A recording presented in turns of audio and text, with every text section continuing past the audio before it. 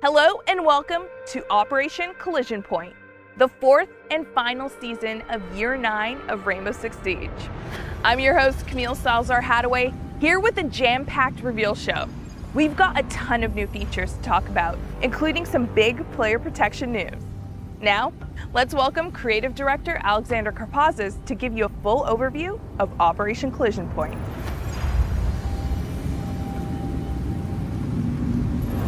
This is Operation Collision Point, and it's our grand finale of seasons in this year. It ends with a bang, and it brings to the table everything we've been working on together this past Year 9. We can't wait for you to get your hands on these new features.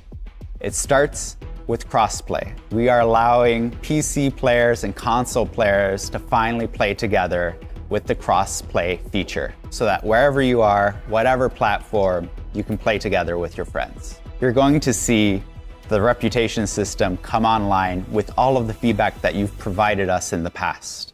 We are remastering Blackbeard, and he is the true point man in the Siege roster. Balancing teams bring some balancing changes too, not just for shields in general, but some other operators that you might see. We're so thankful for all of you who participated in the beta of Siege Cup. It launches for everyone in Season 4, so everybody can play Siege in tournament mode. You'll be able to playtest all of what we announce next week and let us know your feedback through our 6 Fix. So stick with us, we have a lot to cover, and stay tuned. With Operation Collision Point, friends who play on console and PC can now join together in lobbies to team up, hop into matches, and then crouch, teary-eyed, over each other's fallen operators while solemnly vowing to get the refrag. Here's UX designer Abhishek Agarwal with the details on this crossplay update. As we introduce PC and consoles crossplay, we know that fair play, especially cheating, is a concern. So we are excited to confirm that Mousetrap V2 will be a part of this feature to keep things balanced. We'll share more details about Mousetrap in our next segment, but for now, we are excited to bring crossplay between all platforms in Siege. Console players will have 3 pools to play in: the platform-specific pool, the consoles-only pool, and the PC crossplay pool. They'll be able to select that in the crossplay matchmaking setting in the options menu. To ensure a safe experience for console players in the PC pool, we have made console players indistinguishable from other PC players. Players will be able to invite each other seamlessly across PC and console platforms through Ubisoft Connect. Console players will be able to progress both their PC rank as well as their console rank by playing directly on consoles in the relevant pools. The Year 9 plans we revealed in Sao Paulo earlier this year included a lot of player protection features, and this season is the culmination of all those plans. Alexander Karpazis and UX designer Roland Poe are here to give you the full rundown. With the changes to crossplay, we're looking at Mousetrap now. Now that keyboard and mouse is allowed to play on console with PC players, we will be re-examining the way that we tackle players who try to circumvent that. We have a new 3-strike system that detects if you are playing with mouse and keyboard in the wrong player pool. And on the 3rd strike, you'll be moved to the PC pool for 90 days. Our machine learning model is constantly improving with players playing the game. So we're becoming more and more accurate over time. And the fact that we are releasing this now means that we're confident in the system detecting the right players. Cheat match cancellation is coming in Season 4. And that means we can react faster to detecting cheaters and getting them out of the game as soon as possible. If you're in a match with a cheater and they're banned, you will see the notification pop up and the match will be canceled. The player will be removed from the game, and every legitimate player will not be punished for canceling the match. Throughout Year 9, we've worked on the reputation system refresh. That means we've changed everything top to bottom, front to back. And everything starts with the actions that are tracked in-game. we're introducing a new concept called units. And these are standardized ways of understanding actions and act as the building block for your reputation. The goal of the reputation system is to catch recurrent and highly toxic players, guide and reward players who are showing positivity. And the way we're achieving that is looking over a long period of time to really understand a pattern of players' behaviors. Over the past 100 matches in 90 days, what has a player been up to? This means that a single errant grenade throw that bounces away you didn't expect isn't going to send your reputation plummeting.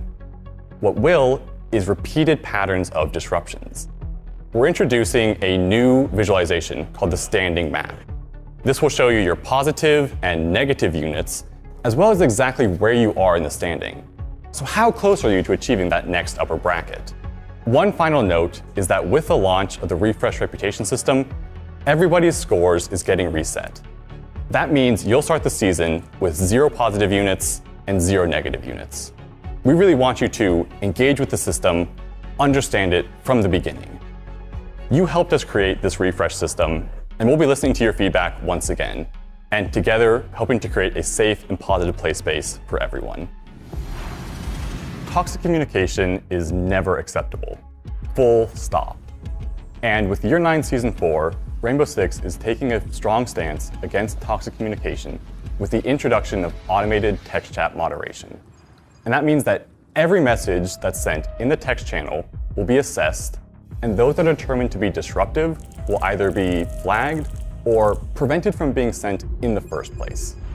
And the way we determined which messages were disruptive was to assemble a diverse team and go through many different categories and establish varying levels of acceptability. A good rule of thumb to think about is if you were in this room with 9 other strangers, would you and they be okay hearing these things, saying these things?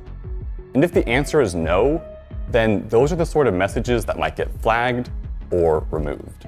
If a player sends multiple flagged or removed messages during a match, they will be automatically muted for the rest of that match. If players show a repeated pattern of disruptive communication, they will face the preventative mute penalty, meaning they will be muted in both text and voice for 20 matches. We know that varying people are going to have different opinions on what is acceptable and not acceptable. And this is also a new system, but we are confident that it's the right step in securing text chat, and we'll be very closely listening to your feedback. That way, working in collaboration with you, we can make text chat a great place for everyone. I know you're eager for the big moment we've got coming up. And believe me, we have some exciting things to share.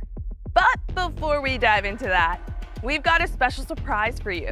A mid-reveal treat. It's Maestro, like you've never seen him before.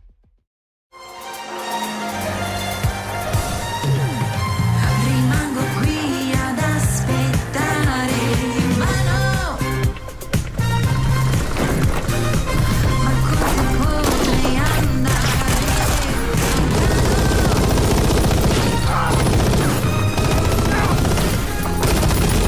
Il tuo nemico era il centro del mio mondo.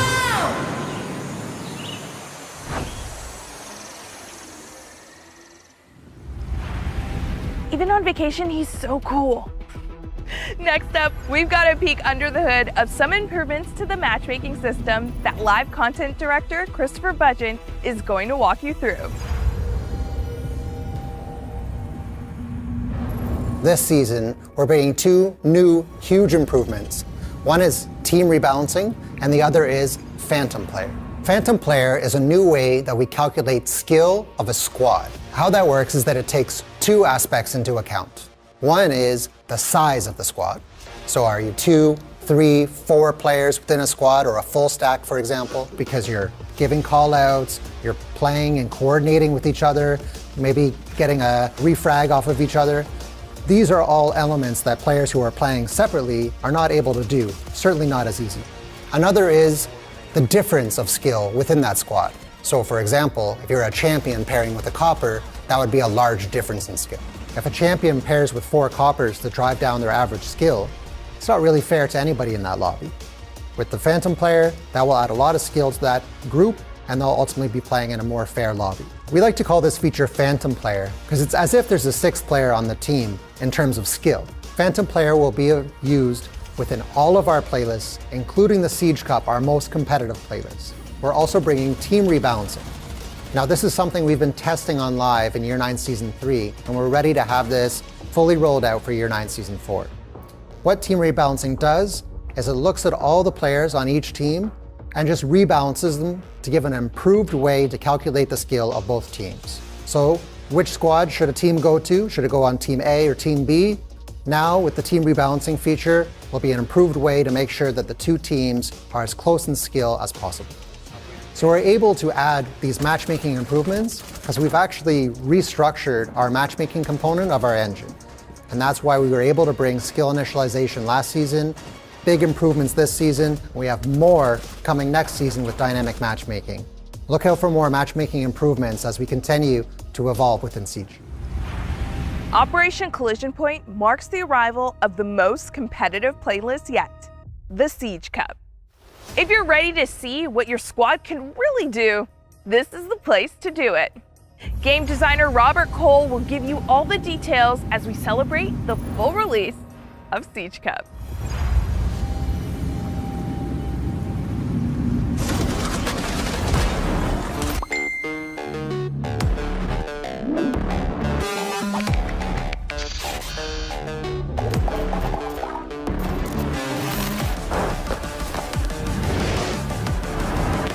Let's do this. To locate a bomb. Swapping mags! He's upstairs. Reach that wall. Yeah, reach it. Down to 15 seconds. C4 in ping. Yes! Friendly's victorious. Hostiles eliminated.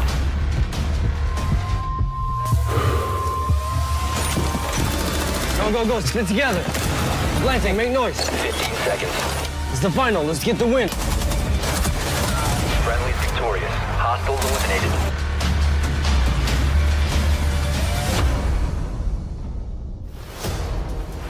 Thank you everyone for participating in the Siege Cup Beta. Coming next season, we will be inviting everyone above clearance level 50, including console players, to Siege Cup, so that everyone will be able to participate. We want Siege Cup to be the most competitive moment in the game, so matches in Siege Cup will have 8 rounds instead of the 6 of ranked, together with a roll swap after the 4th round.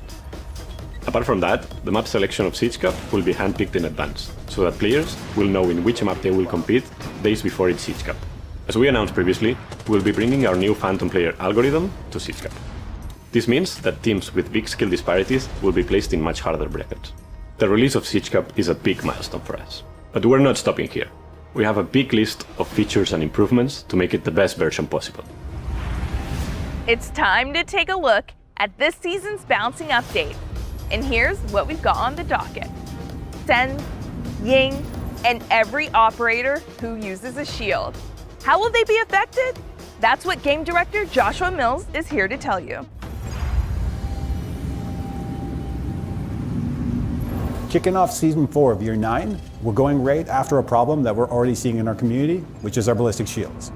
So fundamentally, they're performing in a more aggressive state than we intended, and we want to go in and address that. So what are we doing? 1. Melee priority will now be properly respected. For example, a player melees a shield causing a guard break. The shield user will no longer be able to cancel that shield break with their own shield bash. 2. Consecutive guard breaks will now have a stacking benefit. That defender can now increase the intensity of the guard break exponentially. Meaning if Monty does nothing, you will be able to achieve a 100% guard break opening even on an extended shield. 3. We no longer ignore guard break actions due to the animation. For example, you melee a blitz and the guard break animation plays. But as the shield is about to settle back down, you melee it again. Previously, that second melee would not have connected and the guard break animation would have completed with the shield settling. But now, that melee will connect and the guard break will be reset and have that increased intensity as mentioned before. Now jumping onto the shield mechanics themselves.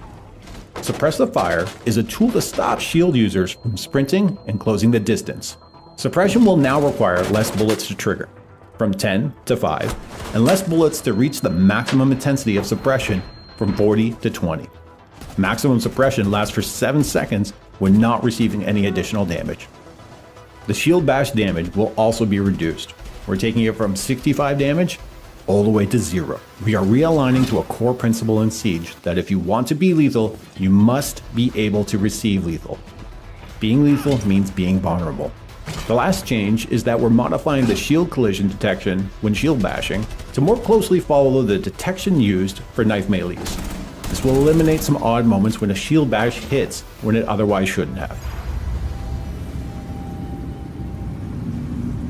We're also tackling Ying in Season 4. We're going after that frustration around the fact that she can almost instantaneously flash a sight and enter it all at once. What we want to do here is require Ying to have a little more precision on how she deploys her candelas, but also give our defenders a chance to react to them. It may be known or may not be known, but you can actually shoot the candelas before they go off, and defenders will now have a bigger window in order to do that. In Season 4, we're looking into Sens. They've had a low presence in the game since they were introduced. We're looking to add a little more functionality and utility to the gadget for more strategic play. The Rue. What can it do now? 1, Sens can toggle it on and off at will. So if the wall's deployed, they can go ahead and turn it off. They can even deploy the gadget off and then turn it on whenever they feel like it. Additionally, the Rue emits a light wall, so it's not a smoke. All gadgets that can normally see through smoke will no longer be able to see through the wall. As we continue to enhance Siege, we're introducing something that will make every match count even more. The team is rolling out the beginnings of a new progression system to track milestones and achievements that you earn just by playing. To explain how it all works, please welcome UI artist Gaston Rojas. Our goal of introducing the badge system to Siege is to reward your long-term engagement by earning badges through in-game achievements. There will be badges for everyone, no matter your skill level, but mastery is highly rewarded. To unlock badges and upgrade them, you must complete different challenges. There are elimination challenges that require kills or assist with certain weapon loadouts. There are also badges that you can unlock by playing with a full permit squad. Others that you can unlock on your own by making plays and using game tools like rappelling or drones. For now, there will be 22 badges and more on the way, with 4 different tiers to upgrade: bronze, silver, gold, and chrome. The more you progress on the challenges, the fancier the badges you will unlock. Career is the new player centralized hub that organizes replays, rank, reputation, and future stats into one place. This is just the beginning, so expect more additions to track your progress. Blackbeard. Once a feared point man, this operator has seen less action in recent years as the game has evolved. But now, it's time to bring him back into the spotlight. Joshua Mills will explain everything about Blackbeard's remaster, but first, Blackbeard makes his triumphant return to Siege Tales.